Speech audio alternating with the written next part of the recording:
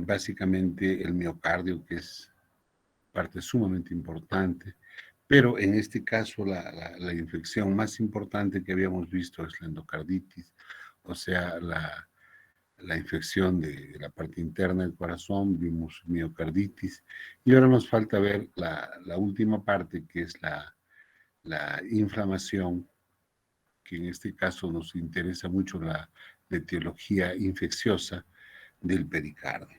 Entonces vamos a hablar ahora de pericarditis.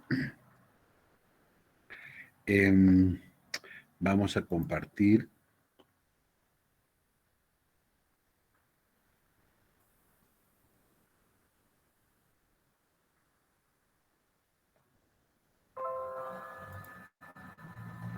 ¿Están viendo, chicos? Sí, sí. Perfecto. Lo que ven allí es un pericardio inflamado, es una pieza de cirugía cardiovascular. Eh, y lo mostramos porque, así como la inflamación de cualquier inflamación del músculo cardíaco es miocarditis, la inflamación, cualquier inflamación del pericardio es una pericarditis, ¿no? Ahora vamos a tratar de desmenuzarla un poco. Eh, Vamos a hablar de la pericarditis aguda, básicamente, pero eh, vamos a tratar de ver por su etiología, ¿no? O sea, la pericarditis aguda, la pericarditis viral, la bacteriana, la micótica, y las complicaciones de esa pericarditis, ¿no? Como por ejemplo el taponamiento cardíaco, que lo vamos a ver, nos vamos a mencionarlo, pero la pericarditis constrictiva, que es un problema de pericarditis, de inflamación generalmente posterior a una casi infecciosa, la vamos a describir un poco más. Entonces, sin pérdida de tiempo, vamos a pasar a la exposición en sí. Como introducción podemos decir que la pericarditis es pues una enfermedad pericárdica que se puede curar, es una inflamación del pericardio, y esta inflamación generalmente es secundaria a una causa infecciosa, que no es la única, hay no infecciosas también, pero cuando hablamos de causas infecciosas, podemos decir que la causa más frecuente en los países desarrollados son los virus, y en los países en desarrollo como el nuestro, todavía se sigue mencionando la tuberculosis. Eh, hay, un, Hay un gran número de enfermedades que pueden producir la pericarditis, pero estas son, digamos, las más grandes causas de pericarditis.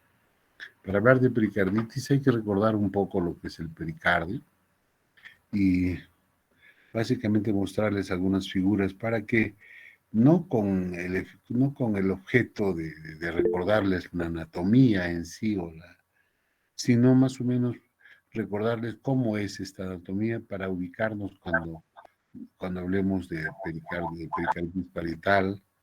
Apaguen sus micros, por favor, chicos, apaguen sus micros.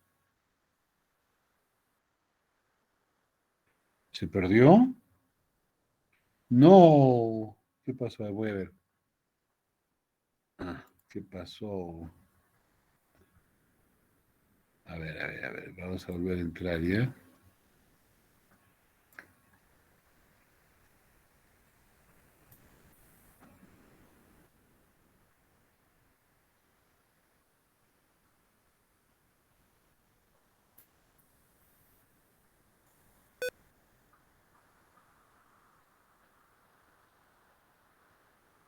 Ahora. No. ¿Qué ha pasado? Ajá.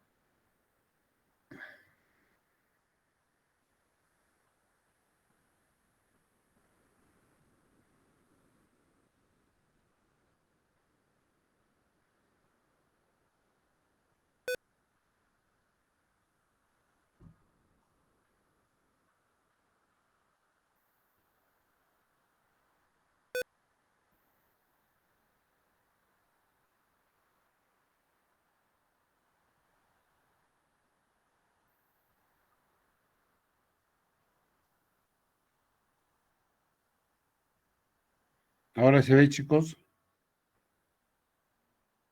Nada. Algo ha pasado, pues estábamos viendo, no sé qué ha pasado. A ver.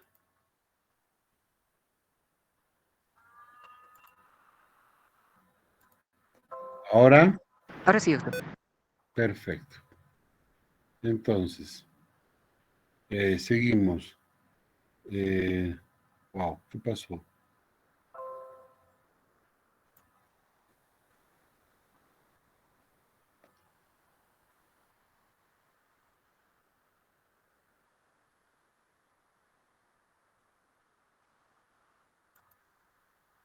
Bueno, les decía que se sigue viendo, ¿no? Ya, ok, solamente para recordar cuando hablamos de epicardio, de pericardio parietal, visceral, en cardiología se menciona mucho el endocardio y el epicardio, mucho en la descripción de las enfermedades, y no siempre se tiene muy claro, y eso es lo que quería mostrarles, ¿no? El pericardio son membranas que van a envolver el corazón, que tiene una función básicamente de protección, y que tiene dos capas, ¿no? Una parietal que está adosada a las paredes del mediastino y la otra, la visceral, que está pues pegada hacia el corazón, ¿no? Y entre los dos tenemos un espacio virtual, que es el espacio pericárdico, que tiene un contenido escaso de, de líquido pericárdico. Cuando se inflama este pericardio, como en este caso, vamos a hablar de pericarditis.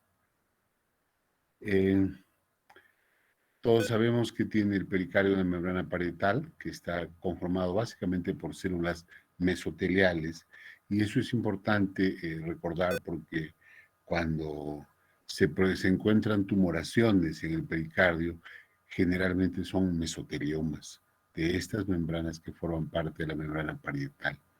La membrana visceral tiene como función producir líquido pericárdico y les decía, tiene el espacio virtual, el espacio pericárdico tiene un contenido líquido de más o menos entre 15 y 50 cc normalmente, que eso permite que se eh, eh, puedan rozarse las dos membranas, tanto la parietal como la visceral, sin producir daño ni ningún otro efecto físico. Eh, el líquido pericárdico contiene fosfolípidos y es un ultrafiltrado del plasma. Eh, Cuando hablamos de plasma es porque tiene conexión con el sistema circulatorio, pues su irrigación está dada por la arteria mamaria interna que viene directamente de la aorta. Y está inervado el pericardio por el nervio laríngeo recurrente, el neumogástrico, que son ramas del plexo braquial. Eso para recordar un poquito. También decirles que el pericardio está constituido por fibras colágenas y elásticas que le dan una viscoelasticidad, pero es importante recordar que tiene fibras elásticas. El pericardio tiene un comportamiento elástico.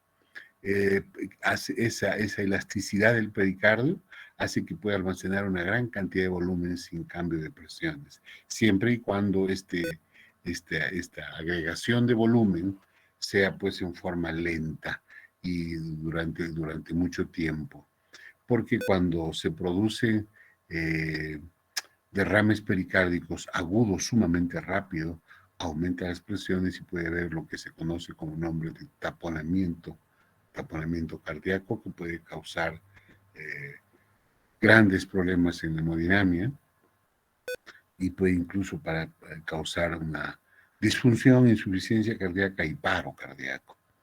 ¿Okay? El pericardio evita los movimientos del contenido de, de, de, de lo que está resguardando, o sea, el corazón, los grandes vasos, y neutraliza los efectos de la respiración y los cambios de posición del cuerpo. Es fácil imaginarse que en la inspiración los pulmones toman gran volumen y van a modificar la posición del corazón. Y lo contrario con la expiración. Esos cambios se ven neutralizados por el pericardio.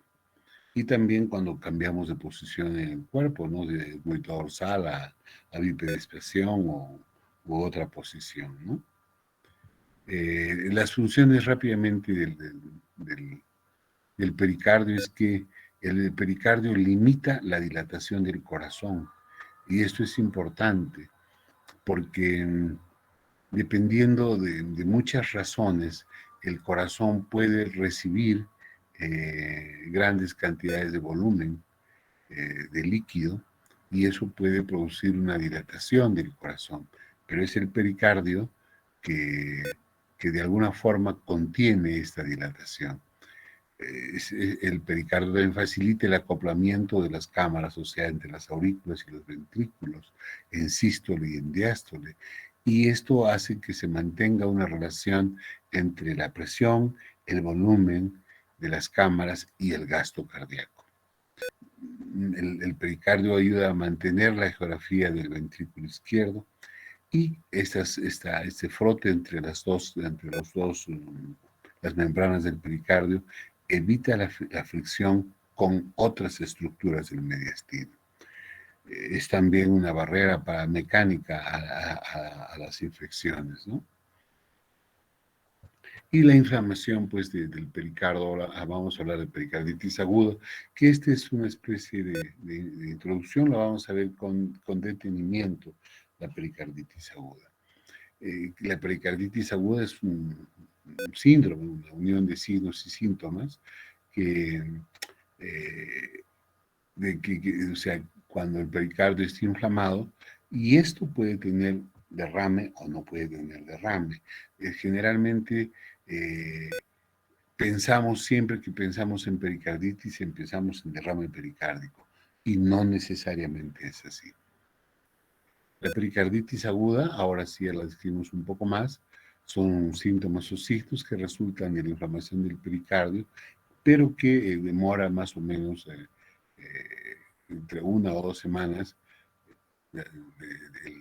la inflamación con o sin derrame pericárdico. Puede ocurrir, esta inflamación se puede producir en muchas enfermedades, algunas enfermedades específicas y otras que son idiopáticas. Las idiopáticas, que no se saben el por qué, generalmente corresponden a la etiología viral. Y de allí decíamos que la patología específica o tuberculosa se ve más en los países en desarrollo y la etiología viral más en los países desarrollados. Dentro de la etiología infecciosa, la causa más común son los virus, y dentro de los virus tenemos el Coxsackie virus A y B, los ecovirus, adenovirus, el virus de la parotiditis, el virus de la gripe A, B, el virus de la coriomeningitis linfática, el virus de la fiebre Lassa. Otros virus como el virus de la varicela zoster, que es un herpes virus, el citomegalovirus, el virus del Epstein-Barr, el virus del herpes simple. Como ven, hay varios, todos estos últimos son del grupo de los herpes virus. El herpes del virus de la viruela, el virus de la vaccinia, el virus de la hepatitis C, el virus de la inmunodeficiencia humana. Todos estos virus pueden producir inflamación del pericardio, o sea, pericarditis aguda. Las bacterias y las riquecias también son causa frecuente de estas infecciones. Igual que la miocarditis, ¿no? Si se dan cuenta, sin embargo, hay una ligera variación entre la etiología de estas, entre la miocarditis y la pericarditis, pero comparten también muchos de las bacterias que producen inflamación de estas estructuras.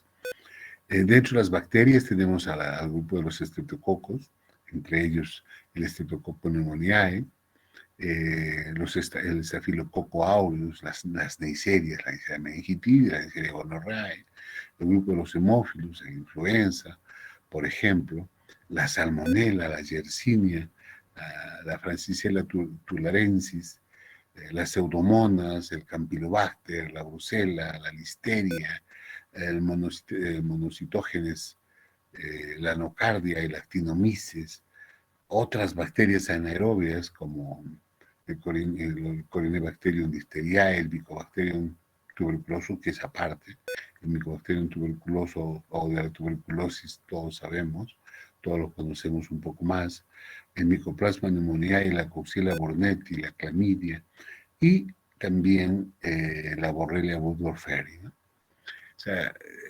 hablamos de algunas otras riquezas, pero dentro del grupo de las riquezas está aquí representada bien por la Borrelia burgdorferi. Otros microorganismos como los hongos, el aspergillus, la Candida albicans, la Blastomyces, la Coccidioides imites, el Cryptococcus neoformans, el Histoplasma capsulatum, y parásitos como la entamueba histolítica, que produce disentería, infecciones intestinales, el Toxoplasma gondii, que también producía miocarditis y otras afecciones neurológicas, el Toxocara canis, el esquistosoma, el esquistosoma, el Manzoni, por ejemplo. Y hay otras causas que son no infecciosas de pericarditis.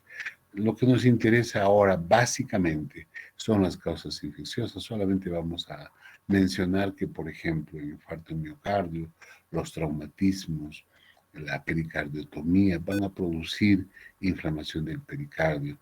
La uremia, las neoplasias, la irradiación, el aneurisma aórtico, aneurisma de la aorta disecante, sarcoidosis, el lupus eritematoso sistémico, la esclerodermia, la esclerosis sistémica, las colagenopatías que ya mencionamos y además la fiebre reumática, además la artritis reumatoide, la enfermedad inflamatoria intestinal, el misedema y algunos medicamentos como la procainamida, la hidralazina, etc.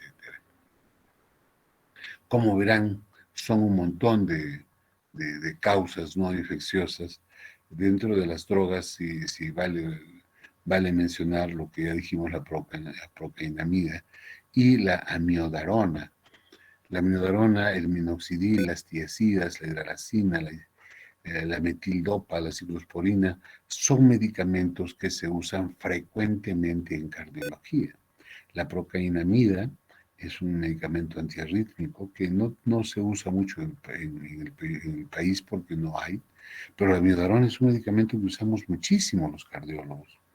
El minoxidil no está usado ahora por los cardiólogos, pero sí lo utilizan los dermatólogos para el crecimiento de los cabellos, el crecimiento en sí de los pelos, las barbas, qué sé yo.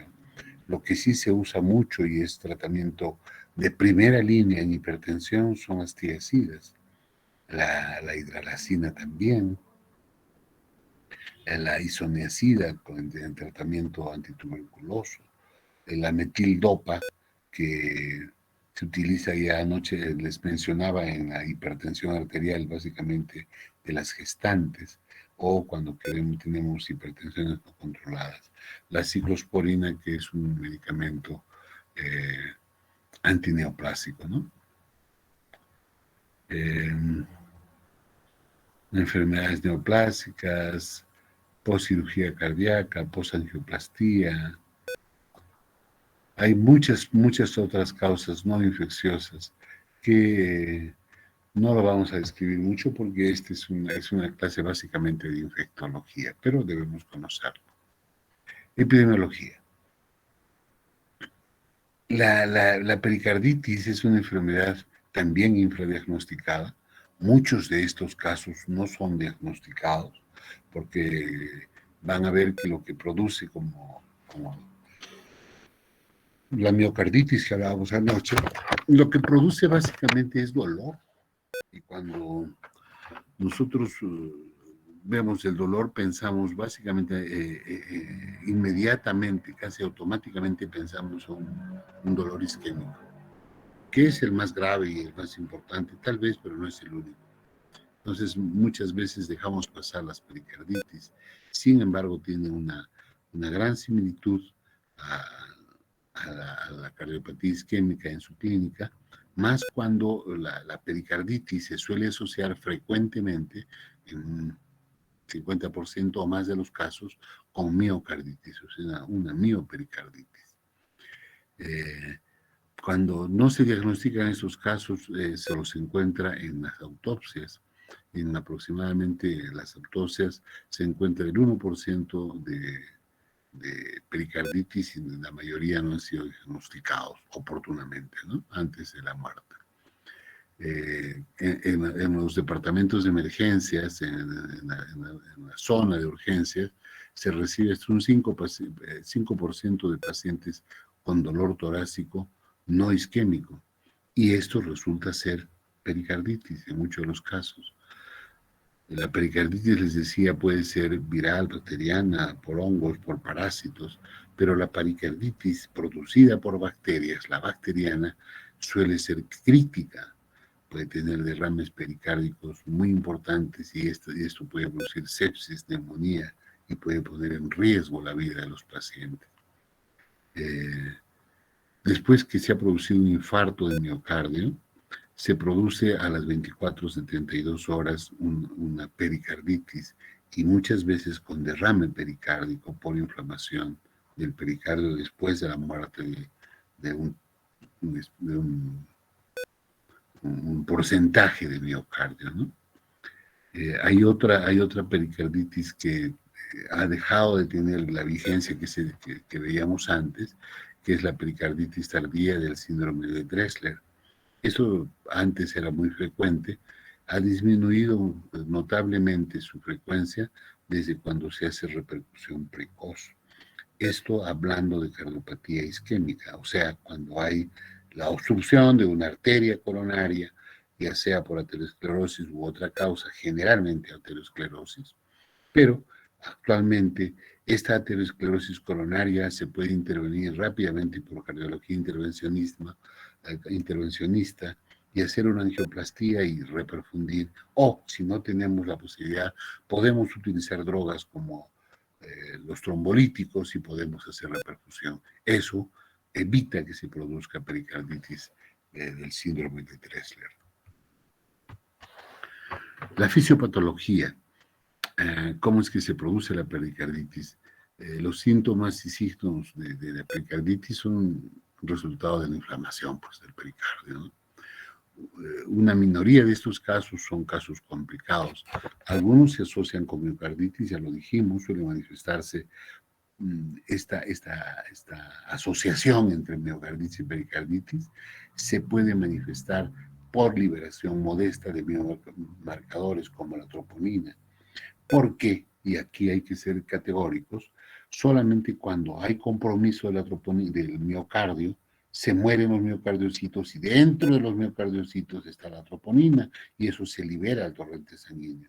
Si la pericarditis es pura, no va a haber troponina, pero cuando hay miopericarditis, sí, porque hay necrosis de estas células.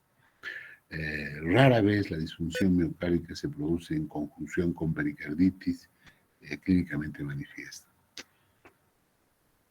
¿Cómo vamos a hacer el diagnóstico de pericarditis?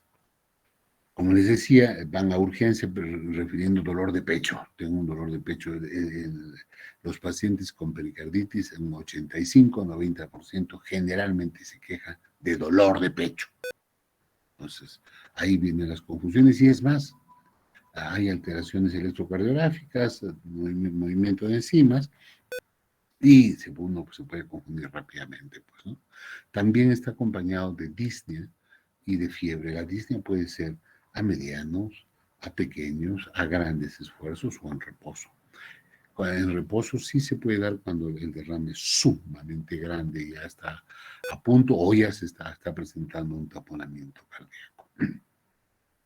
El dolor de pecho, el dolor producido por la pericarditis es un dolor muy, muy intenso. Es un dolor tipo punzada, como un dolor pleurítico, que no oprime. A veces el paciente dice, a veces me oprime, pero además son las punzadas. Entonces ahí hay que empezar a distinguir un dolor, el dolor isquémico de otros dolores, como en este caso.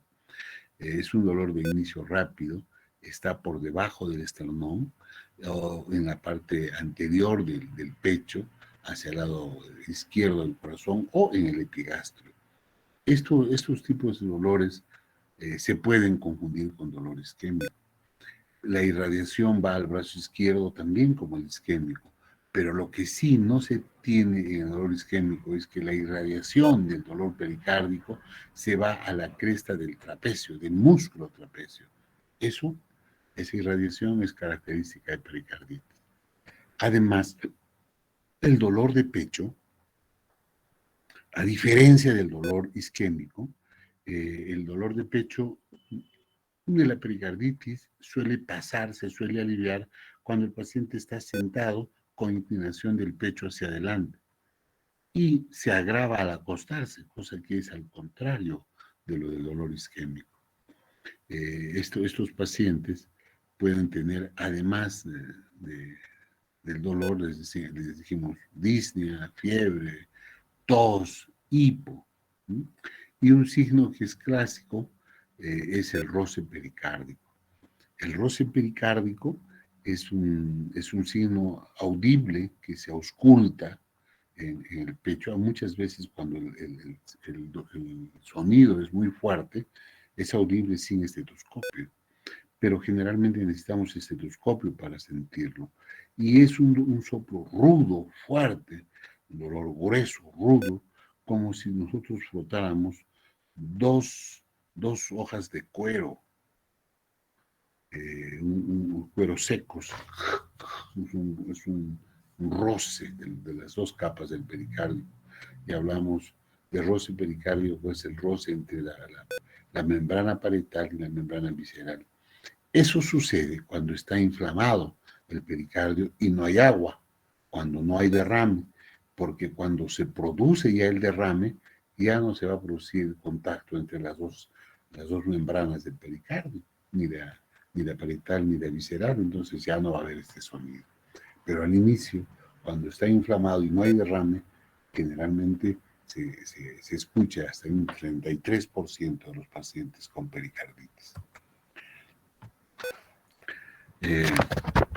Vamos a volver a hablar dentro de un rato también de la etiología de esta pericarditis aguda, pero para el diagnóstico de esto, echamos a mano a lo que tenemos a mano los cardiólogos, el electrocardiograma, por ejemplo, la ecocardiografía, la radiografía para el diagnóstico del derrame pericardio o cuando hay derrame, que está en un 60% de pacientes, de la fiebre, que puede ser como causada por otra infección, pero esta patología también produce fiebre, puede haber una leucocitosis en el hemograma, la proteína C reactiva está elevada, la velocidad de eritrocementación está aumentada, y la troponina y la creatincinasa, o sea, el CPK-MB, puede estar aumentado cuando hay compromiso de pericardio miocarditis o miocardiopericarditis.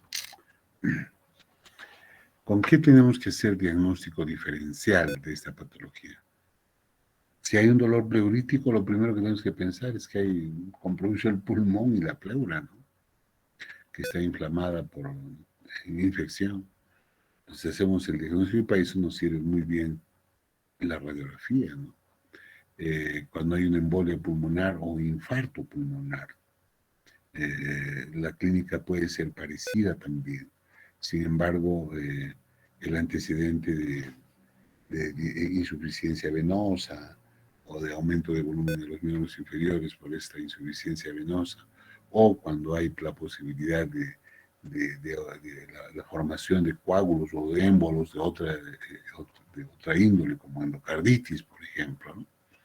La costocondritis, el dolor de pecho, que es bastante frecuente, está causado por inflamación del cartílago y la costilla en la unión del cartílago y la costilla en la parte anterior del tórax. Y incluso se suele aumentar de volumen y está descrito como el síndrome de Tietze. Esto hay que descartarlo. O sea, esto no forma parte, ninguna de esas cosas forman parte del cuadro de pericarditis, pero hay que saber, hay que eliminarlos para hacer el buen diagnóstico diferencial. El reflujo gastroesofágico, la cardiopatía isquémica, la disección aórtica, el neumotórax y también una patología que es bastante frecuente y que nos confunde no solamente con pericarditis, no solamente con miocarditis, sino también con cardiopatía isquémica, es el herpes zóster, por el dolor que produce antes de aparecer las lesiones o las vesículas en la piel.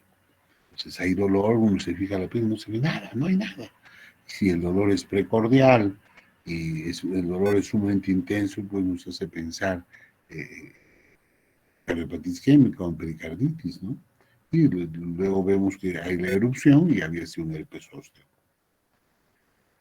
Al examen físico, el paciente suele estar ansioso, puede tener una febrícula y esta febrícula puede producir taquicardia sinusal.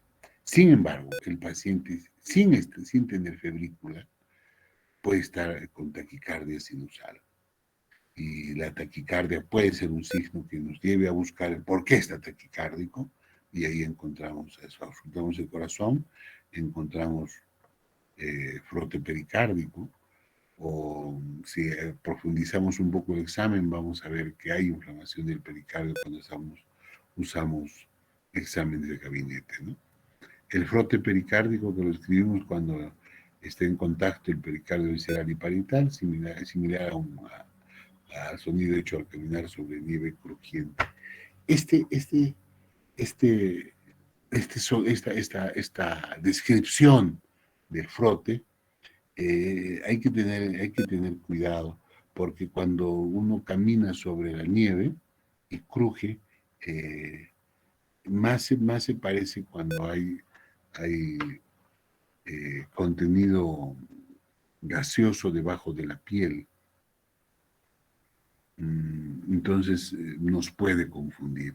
En cambio, cuando te lo describimos como el frote de dos cueros secos, es mucho más, digamos, confunde menos y se asemeja más al dolor del frote pericárdico, ¿no? Este frote pericárdico es más fuerte en el borde esternal inferior izquierdo y se escucha mejor cuando el paciente está inclinado hacia adelante. El paciente está con dolor, lo hacen sentar, lo inclinan hacia adelante, le pasa el dolor y ahí escuchan mejor el soplo. Del soplo o el sonido del frote pericárdico. En el electrocardiograma vemos algunos signos que no son pues patognomónicos de pericarditis, pero nos ayudan. Por ejemplo, si la pericarditis tiene derrame pericárdico, los complejos del electrocardiograma van a ser pequeños. ¿Por qué? Porque el agua que está entre la parietaria y la visceral va a alejar al corazón de los electrodos donde nosotros registramos la actividad eléctrica.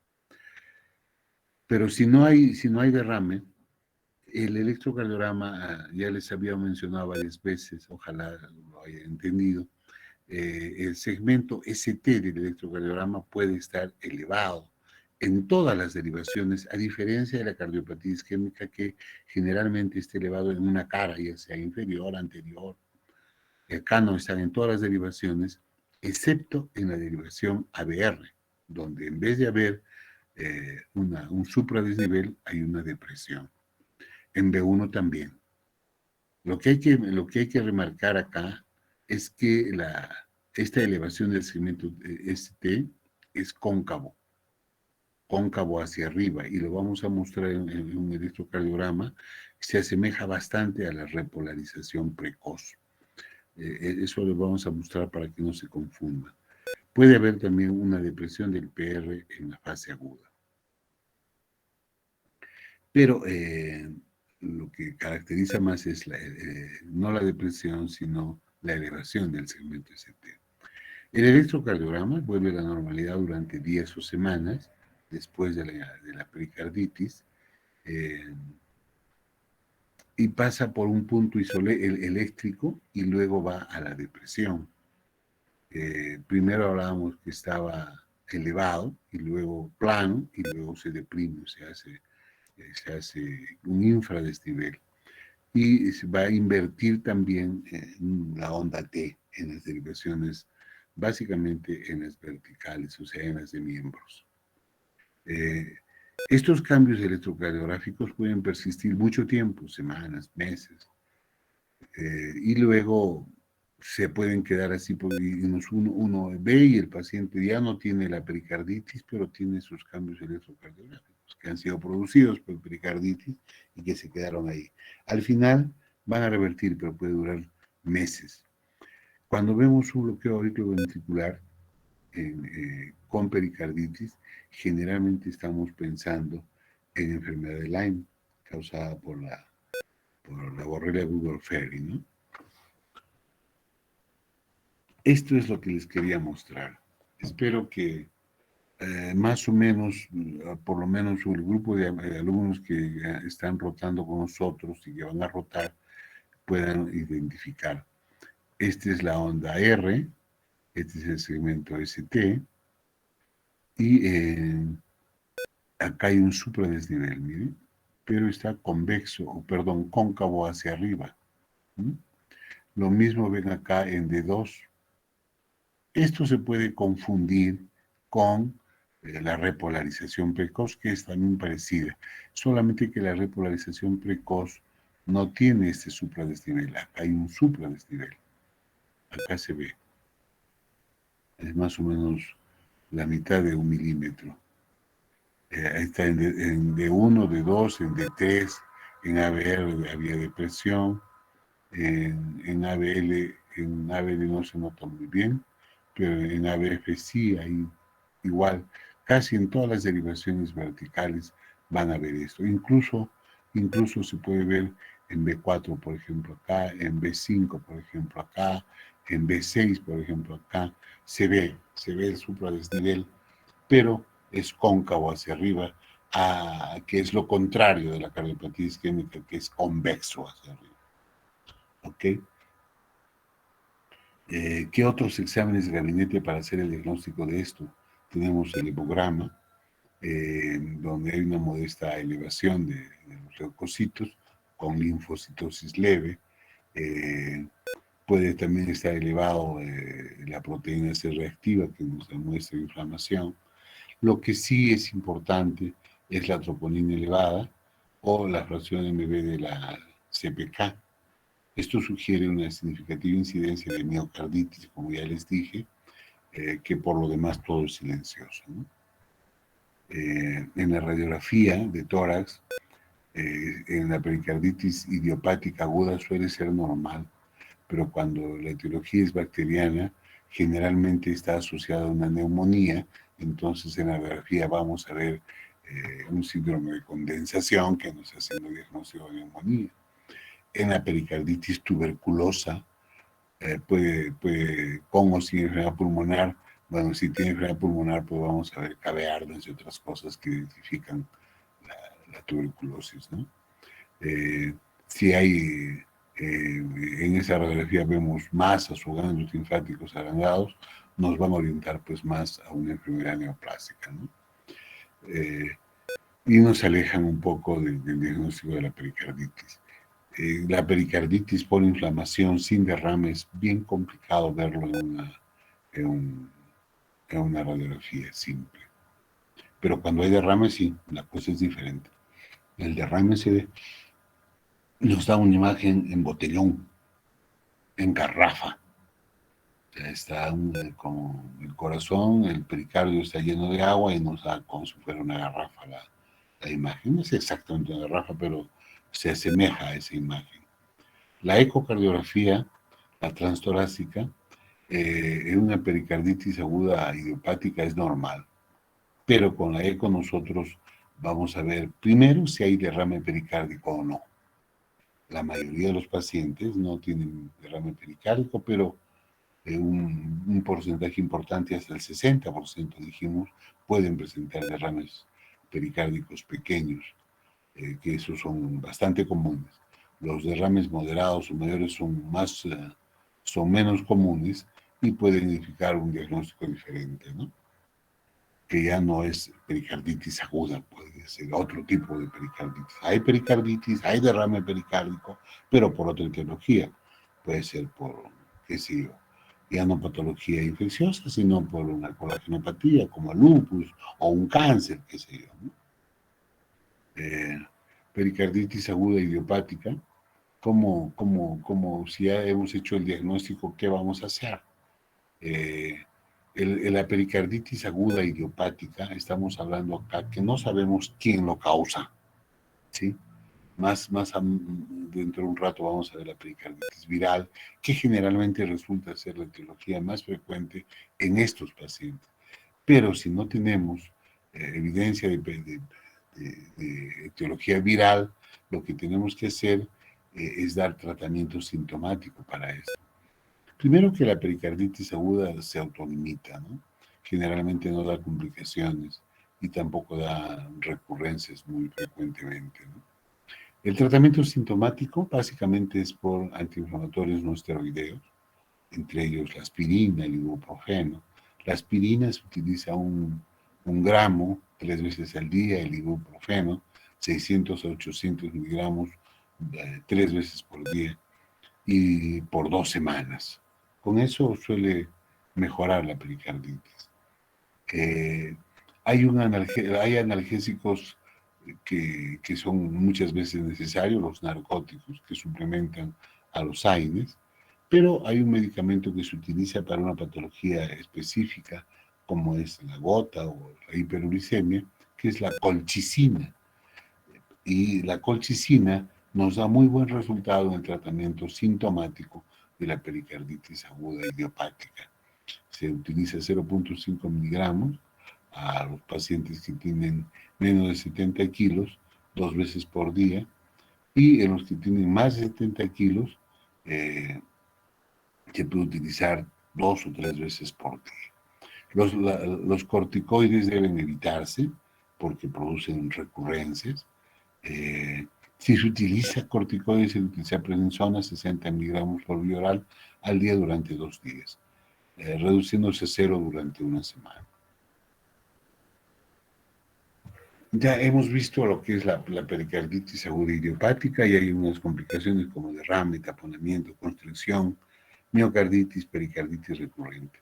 Y aquí vamos a pasar a describir algunas complicaciones de la pericarditis, y vamos a hablar de la pericarditis constrictiva, que es una pericarditis, digamos, una de las más serias de las pericarditis. Y esto es solamente la etapa final de un proceso inflamatorio que afecta al pericardio. Una pericarditis causada por la tuberculosis. Y esto era mucho más común antes de que aparecieran los antibióticos, ¿no? La terapia farmacológica eficaz para la tuberculosis. Esto aún persiste en los países en desarrollo, lo que ha cambiado en los países desarrollados, y por eso la etiología es básicamente para todas las pericarditis más viral. El resultado final de esta inflamación es una densa fibrosis, una calcificación del pericardio, y hay adherencias parietal en la membrana parietal y visceral, con una cicatrización simétrica. Esta cicatrización, que endurece al pericardio, va a impedir el llenado de las cámaras del corazón. Por eso se habla de una pericarditis constrictiva. Va a producir una constricción del pericardio, una limitación al llenado de las cámaras y al funcionamiento normal del corazón.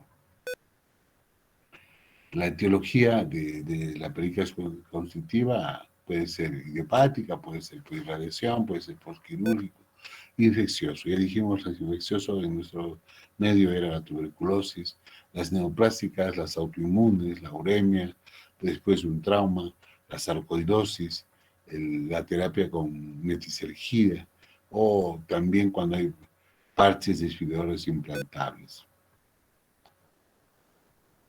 La fisiopatología. ¿Cómo se produce esta pericarditis constrictiva? Les decía que hay una cicatrización en el pericardio. Se ha inflamado el pericardio y se han producido lesiones. Y esas lesiones van a cicatrizar. Esa cicatrización va a endurecer, va a poner duro al pericardio, le va a quitar su elasticidad y eso va a restringir el llenado del corazón. Va a producir una elevación y un equilibrio de las presiones de llenado en todas las cámaras. Y sabemos que no debería ser así. Las cámaras en algún momento deben tener una mayor presión para que pase de una cámara a otra y de esa cámara hacia los grandes vasos. Pero aquí lo que produce es una elevación y equilibrio de todas las presiones y eso va a producir una disfunción de todas las cámaras, ¿no? El llenado ventricular cesa abruptamente cuando el volumen intracardíaco alcanza el límite establecido por el pericardio rígido. ¿Qué quiere decir? Que el pericardio que está fibrosado por la cicatrización no va a dejar expandirse al corazón. Entonces se va llenando las cámaras y de pronto ya no entra más sangre porque ya no se distiende, pues. Se va a parar la distensión porque el pericardio es como una coraza dura, fibrosa, dura, que no se produce, no hay estiramiento por esta elasticidad. Entonces eso va a alterar tremendamente al funcionamiento cardíaco, ¿no? ¿Qué va a producir? Produce congestión venosa sistémica, congestión en el hígado, edema periférico, básicamente en las zonas declives, empezando por los miembros inferiores, ascitis, o sea, líquido en el abdomen, anasarca, unos edemas en todo el cuerpo, puede haber cirrosis cardíaca o sea, cirrosis en el hígado por problema del corazón, y a eso se llama cirrosis cardíaca. Reducción del gasto cardíaco, pérdida de peso. La función contráctil puede estar conservada a pesar de que la fracción de eyección puede ser muy pequeña porque no se puede llenar el corazón, porque la precarga está reducida. ¿Qué signos tiene la pericarditis constrictiva? Tiene síntomas de insuficiencia cardíaca derecha en la etapa temprana. Edema en miembros inferiores, hay molestias digestivas vagas, hay una congestión hepática pasiva, hay un crecimiento del hígado, eso va a progresar a ascitis, a anasarca, puede producir ictericia por disfunción hepática debida a la cirrosis cardíaca, o sea, la cirrosis del hígado de origen por una cardiopatía.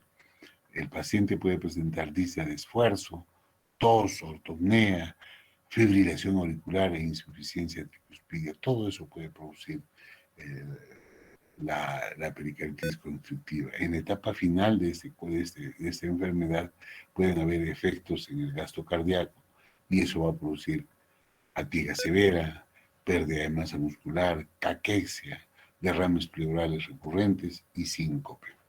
Todo eso es la clínica de pericarditis constrictiva.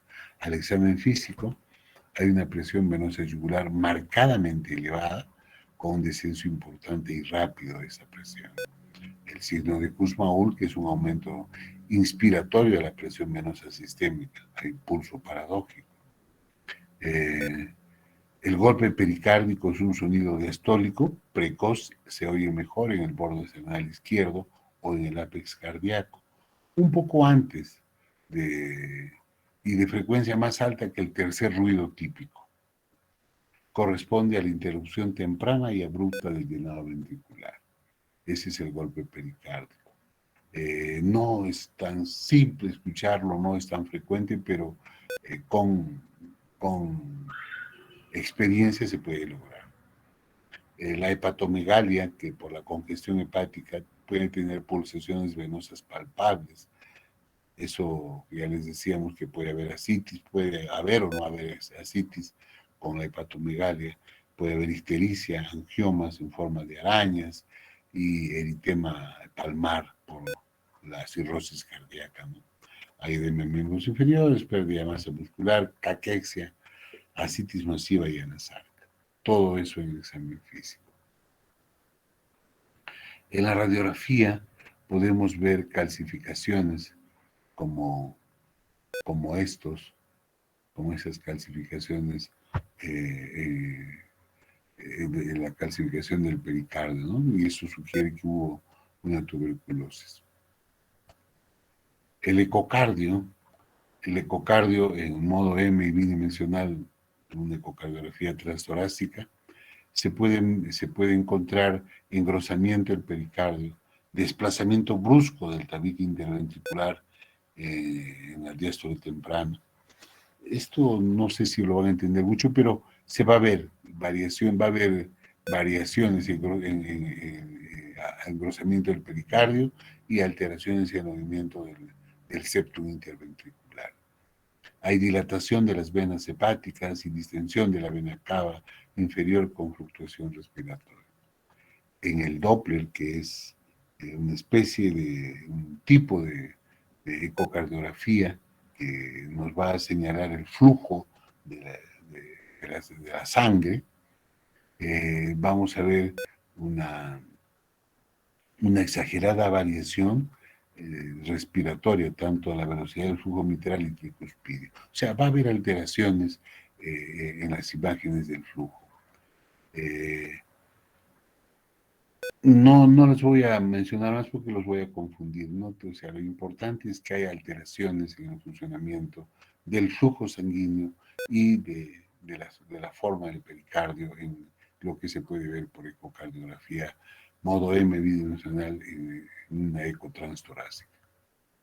En la transesofágica, nosotros la podemos utilizar, la ecocardiografía transesofágica, para medir el espesor del pericardio y tiene una excelente correlación con la tomografía computarizada. Cuando se hace cateterismo cardíaco, esto nos ayuda a discriminar entre pericarditis constrictiva y miocardiopatía restrictiva. O sea, nos ayuda para aclarar el diagnóstico, ¿no?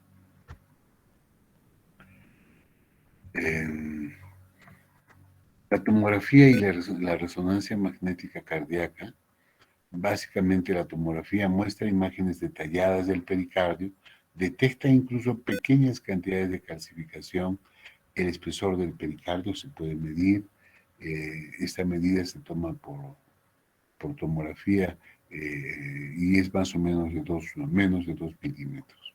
En la resonancia magnética se ofrece un examen detallado y completo del pericardio sin la necesidad de material de contraste, o sea, la resonancia sin contraste o radiación ionizante.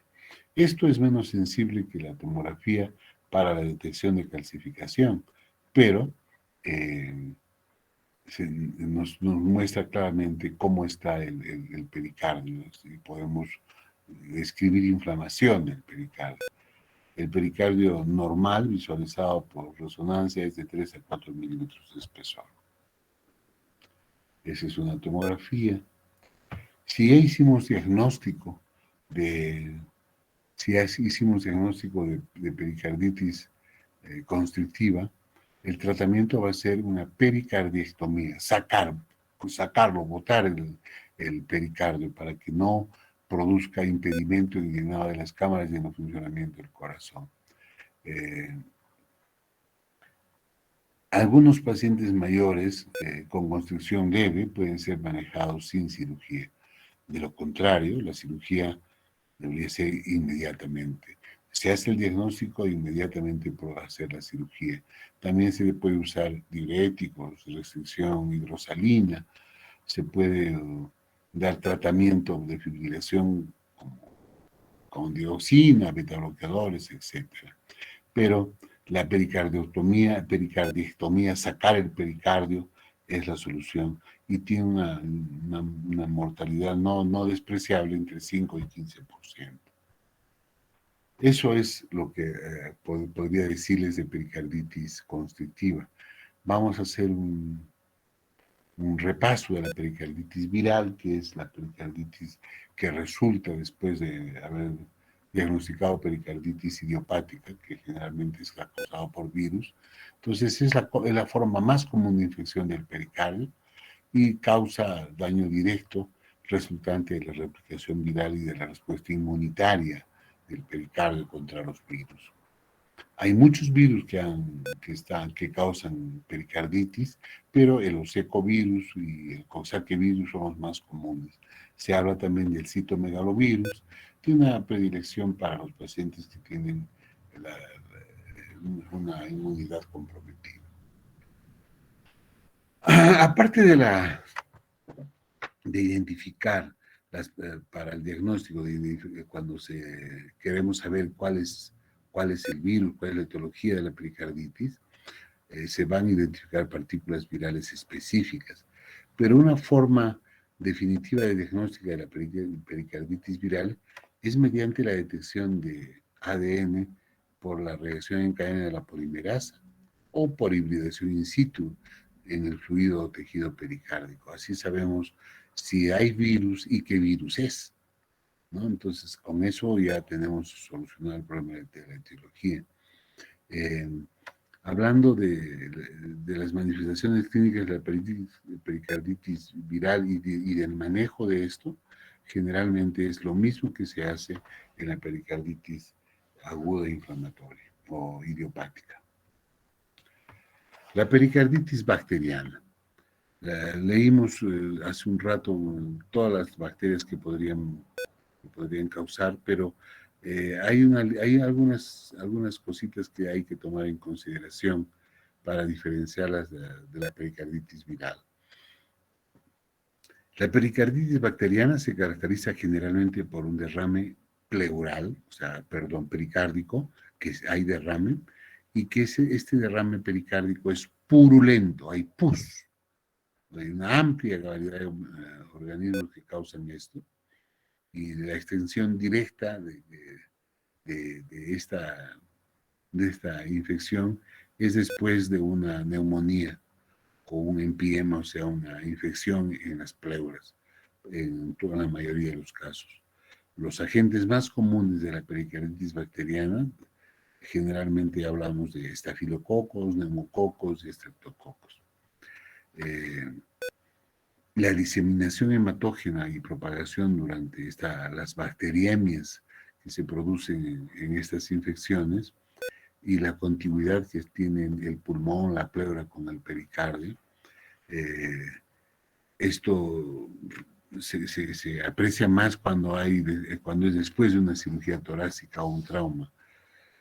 Ahí es que esta cercanía puede producir la inflamación del pericardio. Cuando esta pericarditis es adquirida en el hospital, después de la cirugía torácica, generalmente está causada por Staphylococcus aureus que son generalmente meticilino resistentes. Y esta etiología ha sido últimamente observado que se produce en muchos casos más, o sea, está aumentando esta etiología. Hay organismos anaeróbicos también que han sido diagnosticados y está aumentando su frecuencia. Puede ser porque hay mejores métodos de diagnóstico para estos microorganismos. La pericarditis bacteriana puede ser consecuencia de ruptura de algunos abscesos perivalvulares en el corazón o en el espacio que estos abscesos se rompen dentro del pericardio y pues produce infección y de la inflamación por las bacterias, ¿no? El pericardio puede infectarse en el curso de la sepsis meningocócica con o sin meningitis concurrente. Las neiserias pueden evocar un derrame estéril acompañada de artritis, pleuritis, oftalmitis. Esto responde al tratamiento antiinflamatorio. La clínica de la pericarditis bacteriana es bastante parecida a las pericarditis de fiebre, pero como es bacteriana, la fiebre suele ser más importante y suele estar acompañada de escalofríos. Sin embargo, esta fiebre puede no haber en los pacientes que están muy débiles, muy debilitados, no hay respuesta del organismo, no hay fiebre. Pero puede también tener disnea, dolor torácico, roce pericárdico, y puede tener un curso fulminante estas pericarditis bacterianas, por eso son consideradas unas emergencias, porque rápidamente pueden llevar a taponamiento cardíaco. Este derrame no deja funcionar el corazón, lo tapona y puede producir incluso paro cardíaco y muerte.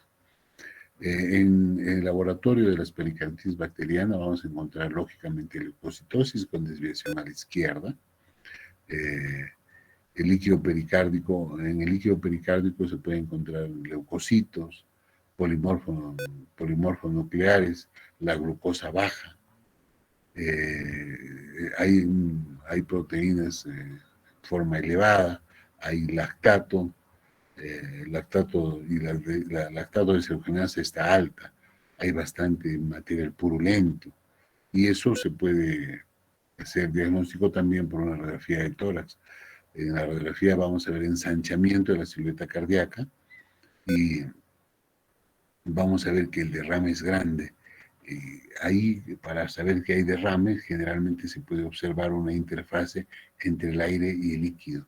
El líquido puede producir gas y produce aire, que nos hace diferenciar estos dos elementos, ¿no? El gas y el aire que está en la pericarditis.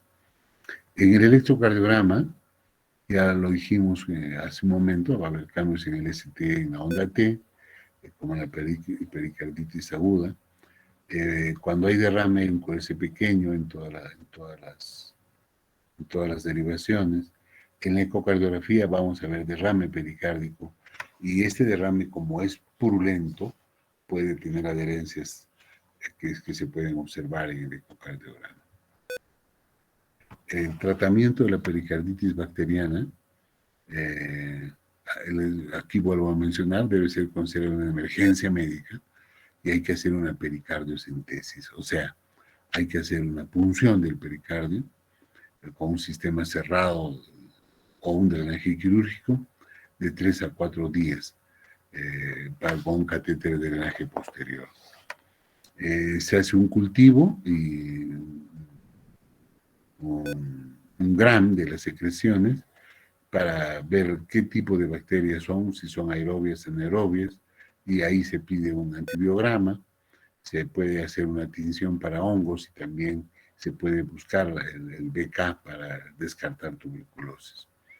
El tratamiento va a ser con tratamiento de amplio espectro, modificados de acuerdo al cultivo. Hay una cobertura, tiene que haber una cobertura anaeróbica cuando se está asociando esta pericarditis a infecciones de cabeza y cuello. Después de esto se tiene que hacer una ventana pericárdica, una ventanita en el pericardio para que siga drenando la pus de la pericarditis, o se puede hacer una pericardiectomía completa, extensa, para drenaje adecuado y prevenir el desarrollo de la pericarditis constrictiva.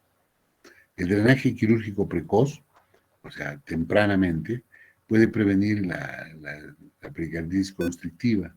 Y aquí se puede utilizar además del drenaje quirúrgico, utilizar la streptokinasa intrapericárdica en pacientes con derrames purulentos o derrames loculados y puede obviar la necesidad de una ventana pericárdica.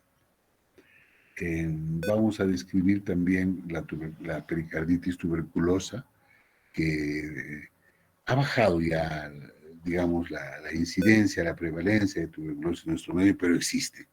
Nosotros somos todavía un país en desarrollo, y más con los gobiernos que nos tocan, peor, y vamos a estar peor si seguimos así. La pericarditis tuberculosa tiene, ya sabemos, la etiología y la fisiopatología de los pacientes con tuberculosis pulmonar. El 1 al 8% pueden tener pericarditis tuberculosa. Sin embargo, esta pericarditis sigue siendo un problema importante en los pacientes con inmunodepresión en nuestros países. Se estima que el 70% de los grandes derrames pericárdicos y la mayoría de casos de pericarditis constrictiva en países en desarrollo son por tuberculosis. La mortalidad se estima en un 17 a 40%, con una proporción similar de pasar de la pericarditis constrictiva después de desarrollar un derrame de pericarditis tuberculosa. Esta pericarditis tuberculosa es la causa más común de enfermedad pericárdica en África en pacientes infectados por VIH.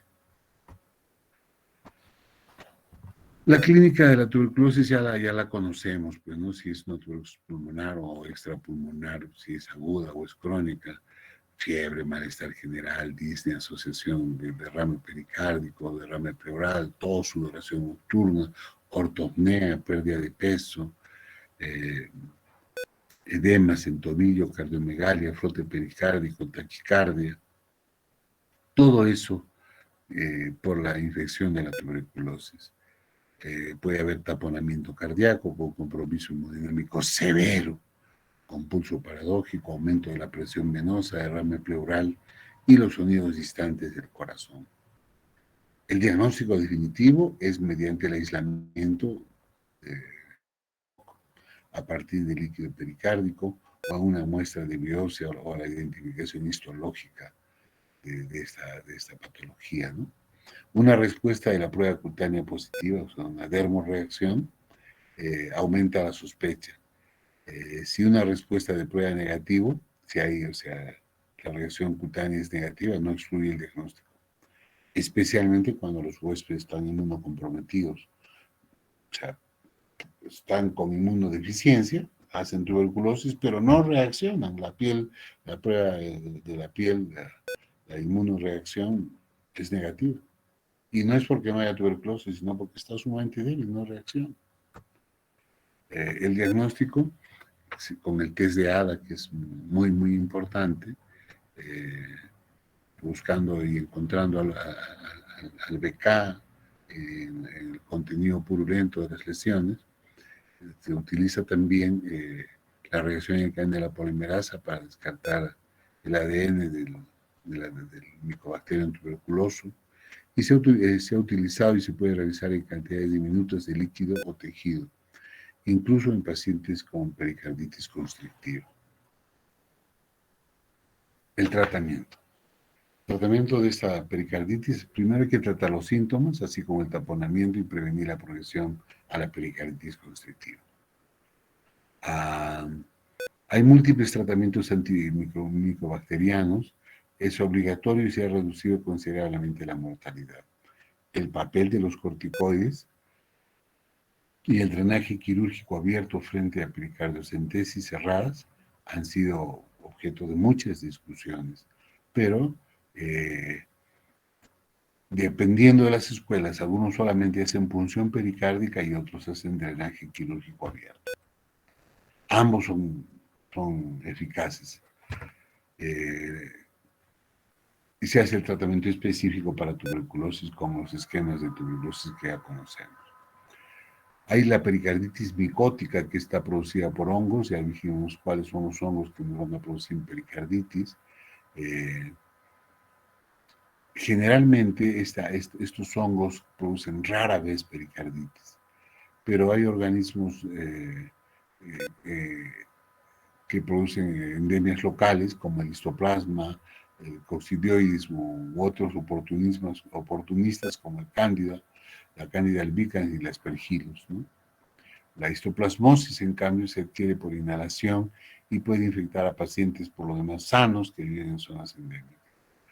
Otros hongos como la coccidioidomicosis se adquiere por inhalación en pacientes inmunocomprometidos o pacientes que tienen tratamiento con corticoide prolongado o antibióticos de amplio espectro, o los pacientes drogadictos que están usando drogas endovenosas. Estos pacientes siempre van a tener mayor riesgo. Las características clínicas y el manejo de estas pericarditis por hongos. Si hablamos de histoplasmosis pericárdica, aquí vamos a encontrar ganglios linfáticos mediastínicos, el fluido de esta pericarditis es xantocrómico, amarillento, seroso o hemorrágico. Comienza con síntomas respiratorios, seguidos por dolor pericárdico, taponamiento en casi la mitad de los casos. El diagnóstico generalmente se hace cuando se ve que las personas están viniendo de zonas endémicas y tienen títulos de fijación de complemento bastante altos. Eventualmente se resuelve estos cuadros con o sin fármacos antiinflamatorios, pero los agentes antifúngicos están indicados solamente para la histoplasmosis diseminada. La coccidioidomicosis pericárdica es una complicación de infección progresiva diseminada en pacientes crónicos debilitados. Los signos de compresión cardíaca pueden ser las primeras pistas para el diagnóstico. El tratamiento dirigido a infección diseminada es con anfotericina B y haciendo una pericardiocentesis. Bueno, jóvenes, esto ha sido una rápida descripción de las pericarditis. Hemos podido hablar de la pericarditis viral, la bacteriana, la micótica, la tuberculosa. No se puede hacer pues que los cuadros totalmente completos, pero hemos intentado hacerlo lo bastante extensos para que ustedes puedan entender. Chicos, mañana viernes quedamos con su delegado que iba a hacer clases, otra docente, ya sabe los temas. Me voy a conectar con él después o al día de mañana, pero mañana no tenemos clases conmigo, vamos a hacer clases conmigo el día lunes y vamos a ver básicamente 4 patologías más la próxima semana, como que concluimos las clases teóricas. El lunes vamos a ver mediastinitis a las 8 de la noche. Chicos, espero que les haya servido la clase, espero que no se queden con lo que han escuchado, por favor lean. Yo reniego con sus compañeros cuando veo que no saben casi nada de medicina. Estos años de clases virtuales han sido bastante negativos para su aprendizaje, pero pueden leerlo, pueden estudiar, no solamente es cuestión de plagiar en el momento de examen. Lean, estudian, por favor, y no se queden con la ignorancia, el desconocimiento de las enfermedades que podemos manejar en algún momento. Chicos, muchas gracias y nos estamos hablando el lunes. Gracias, doctor. Hasta el lunes. Hasta luego, chicos. Hasta luego.